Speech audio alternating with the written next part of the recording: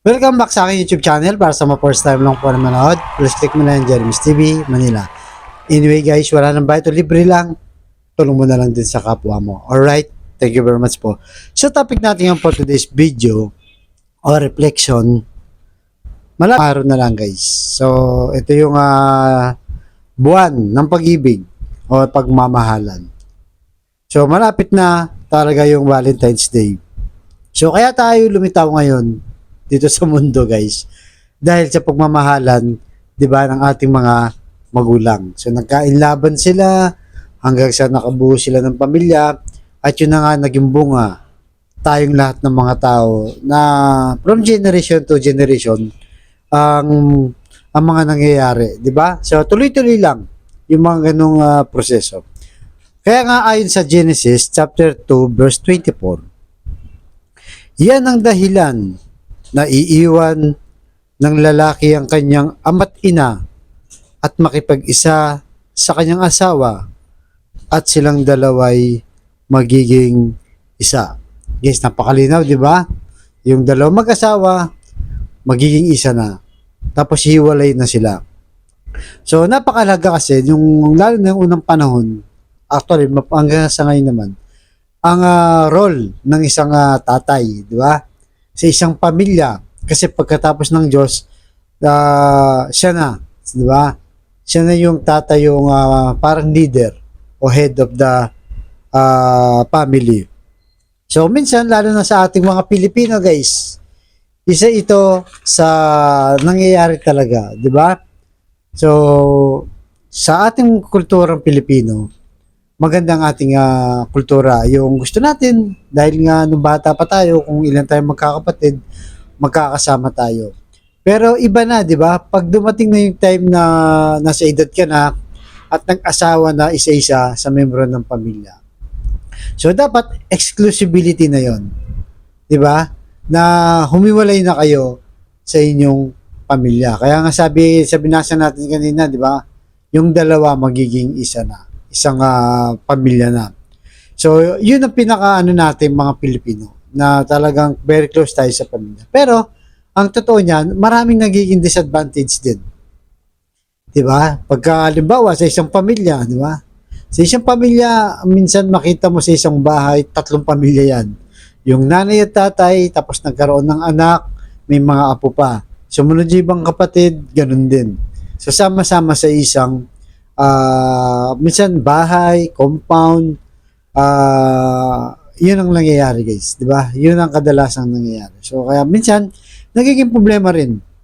Merong di ba, sama-sama sa isang bahay, merong hindi nagtatrabaho doon, merong mga tamad na yung iba kumakain lang, walang effort sa bahay. So nagkakaroon ng problema, di ba? Imbis na yung kung sinunod natin yung utos sa Bible na pag nagpamilya ka, importante yung exclusivity o yung bumukod ka na, tawag natin sa ating wika, di ba? Mas maganda bumukod ka na. Huwag mo nang hintayin na dumami pang pera mo, aasenso kayo, tsaka kayo magbubukod. Hindi mangyayari yun. Bihirang-bihirang mangyayari yun na kung yun ang plano mo para humuwalay lang sa iyong mga magulang at mga kapatid. Di ba? Kaya nga, sinasabi niya sa Biblia na mag-iisa na, kumbaga, tatayo na kayo mo. Bubuo na kayo ng pamilya nyo. Di ba? Lahat ng obligasyon nyo, gagawin nyo na. Hindi nyo na iaasa sa magulang nyo. Kasi ang nangyayari sa ating mga Pilipino, pag nag-asawa, tapos nagkaanak, di ba, walang parehong trabaho yung mag-asawa, ano mangyayari? Ang bibili ng gatas o ng pangailangan ng mga bata, ipapasanin pa ng magulang. Marami sa atin yan, guys, di ba? Sa ating mga kababayan, maraming ganyan. Siyempre, bilang isang lolo't lola, titiisin mo na lang dahil mahal mo nga yung anak mo.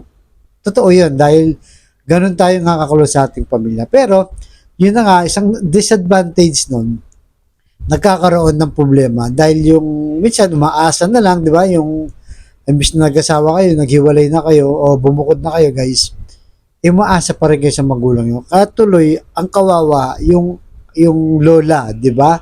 Hanggang sa mga kaapu-apuan pa, minsan maabot pa sa tuhod, di ba? Tumutulong pa, bumibili pa ng gatas, ng mga kung ano mang kailangan ng mga bata. Kasi nagiging pasanin.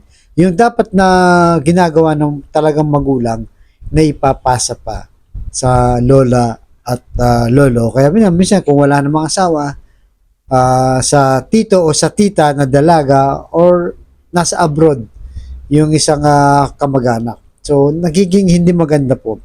Kaya kung susundin natin yung sa Biblia, dapat talaga bumukod na, maging isa na. At ang pinaka-importante dito ay maging sentro natin ang ating Diyos, di ba? Kaya kahit alam mong wala ka namang pirming trabaho, di ba? Wala naman talagang mais na income, pero pag bumukod ka, lalo na sa mga probinsya, kahit barong-barong lang, hihiwalay ka lang, di ba? Hihiwalay ka lang sa magulang mo, darating din yung araw matututo ka, di ba? Magtatrabaho ka kasi nga, paano kung di magtatrabaho, wala nang panggatas yung bata, wala na kayong pangsahin, wala na kayong pangulam. So, matututo ka ngayon tumayo at magsikap sa sarili mong paa, di ba? Tatayo ka sa sarili mong paa nang hindi ka umaasa. Kasi pag nandiyan ang magulang mo, okay lang. Banjing-banjing lang kasi nga nandiyan naman si tatay, nandiyan naman si lola, si lolo, di ba?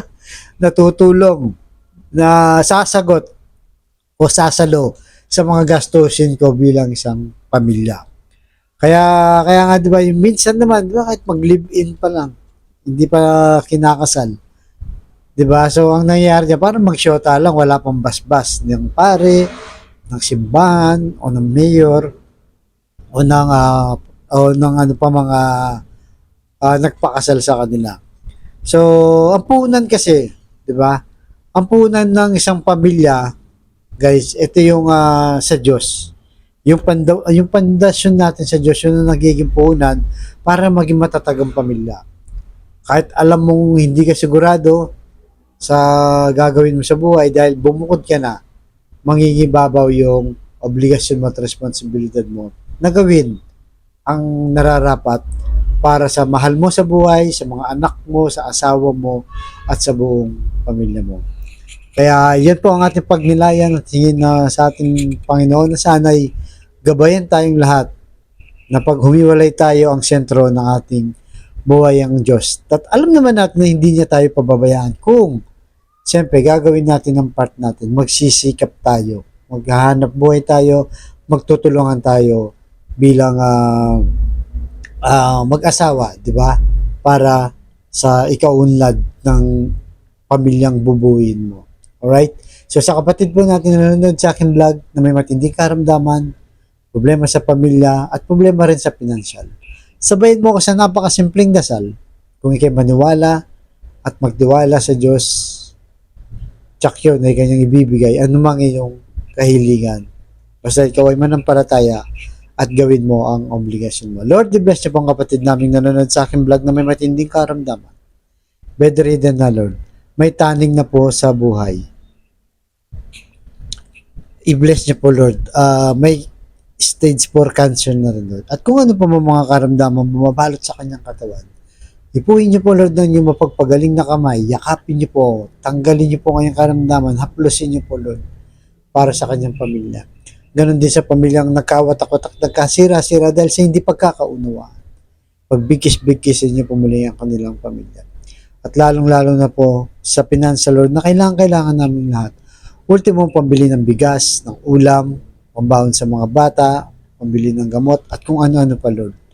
I-bless niyo po ang aming hanap buhay para sa aming pamilya. So, ang lahat ng itinihiling namin sa matamis na pangalan ng Panginoon Jesus. Amen and amen. To God, all be the glory. Sa ngalan ng Ama, ng Anak, ng Jesus. Thank you very much po.